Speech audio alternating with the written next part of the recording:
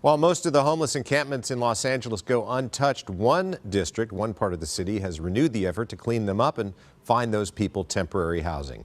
KTLA's Lauren Lister joins us live with more. Good morning. Good morning, Eric. So here we are where one of these comprehensive cleanups are taking place today. And you can see some sanitation workers are now to this area of the homeless encampment. As the residents are moving their things, they have to take down their tent, move out their property so that sanitation workers can get in, throw away trash, and clean up the area. These are what are known as comprehensive cleanups. Activists would call them sweeps. It's something that they are doing in this district specifically, while other areas of the city have, for the most part, suspended them during the pandemic. Activists say it's the wrong thing to do, but the councilman is defending them and saying they are offering solutions. Here's more. I had enough.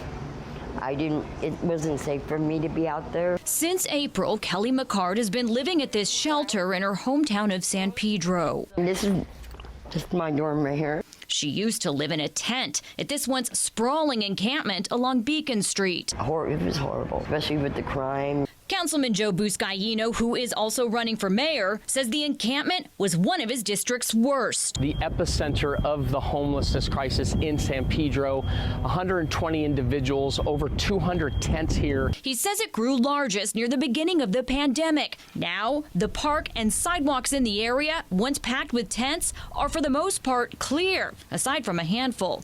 Buscaino says that is in part because his district opened more housing solutions, offering people a place to go. Permanent supportive housing to interim housing, the tiny home village, the safe parking lots, the Project RoomKey. But they've also continued encampment cleanups like this, where unhoused residents have to temporarily move their things so sanitation workers can throw away trash and power wash. Those cleanings happen every week in this area on Beacon Street because it's a special enforcement zone near the shelter where Kelly McCard lives, called a bridge home, which opened last July. We promised the residents of the city that if you said yes to a bridge home, if you said yes to a solution, we promised clean, safe, passable sidewalks.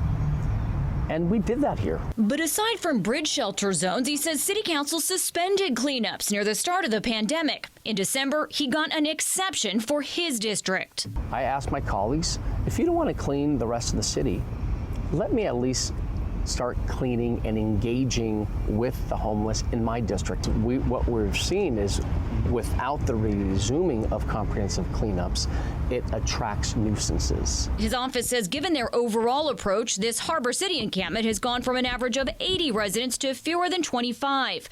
But some homeless advocates fiercely oppose the cleanups. They are harmful and destructive, and they break up communities. If you had to move all of your belongings every single week, that gets tiresome, and you're gonna find another place to live. We should not be punishing people for being poor.